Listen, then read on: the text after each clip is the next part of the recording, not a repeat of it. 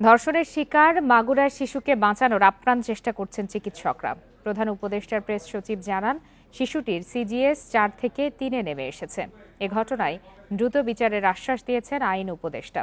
তিনি হুঁশিয়ারি দেন, নারী উত্ত্যক্তকারীদের বিরুদ্ধে কঠোর ব্যবস্থা নেওয়া হবে।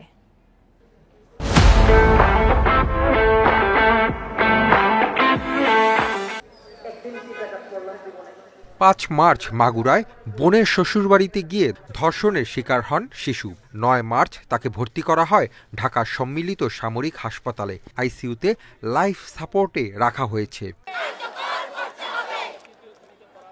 ধর্ষণের প্রতিবাদে বিক্ষোভ হচ্ছে নানা পর্যায় থেকে। এ পরিস্থিতিতে নড়েচড়ে বসেছে সরকার।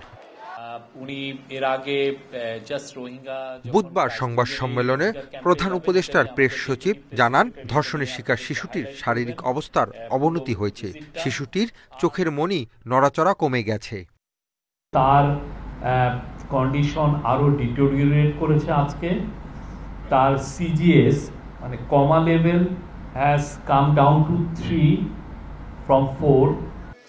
এ নিয়ে আইন উপদেষ্টা জানান, ধর্ষণের বিচারে কেউ যাতে গাফলতি না করে সে ব্যাপারে সরকার সজাগ। দ্রুত বিচারের আশ্বাস দেন তিনি। এটা বিচার কার্য কোনো রকম কাল বিলম্ব না করে দ্রুত এবং ন্যায় বিচার যেন করা হয়, সেই লক্ষ্যে আমাদের একটা বিশেষ নজরদারি থাকবে। তিনি আরও বলেন, কেউ নারীদের মোরাল পুলিশিংয়ের অধিকার রাখে না। উত্ত্যক্তকারীদের বিরুদ্ধে সরকারের জিরো টলারেন্স বলেও জানান উপদেষ্টা। অর্জিত বিজয়ের পরবর্তী দেশে আজকে আমাদের মেয়েদেরকে যেভাবে আক্রমণ করা হচ্ছে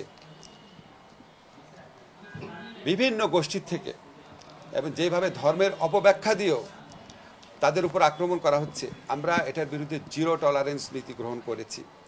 এর আগে আপনারা দেখেছেন আমাদের সরকারের পক্ষ থেকে বলা হয়েছে যে আমরা কোনোভাবেই কোনো অজুহাতে কোনো রকম মরাল পুলিশিং করার দায়িত্ব কোনো নাগরিককে দেওয়া হয়নি। বাংলাদেশের কোনো আইনে এই অধিকার কাউকে দেওয়া হয় নাই।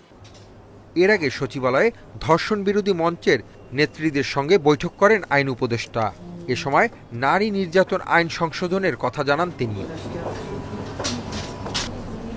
Hasif Mahmud Shah, independent news, Dhaka.